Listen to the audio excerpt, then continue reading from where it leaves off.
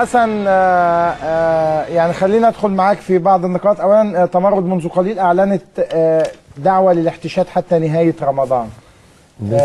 انه ان يبقى الناس في الميادين حتى نهايه رمضان، لماذا؟ بالفعل يعني على الشعب المصري العظيم اللي نزل وابهر العالم كله بموجه جديده من الثوره اللي هي بدات يوم 30 يونيو، ان هو يستكمل مشواره وما نقعش في نفس الاخطاء اللي وقعنا فيها قبل كده بتركنا للميدان بصوره سريعه.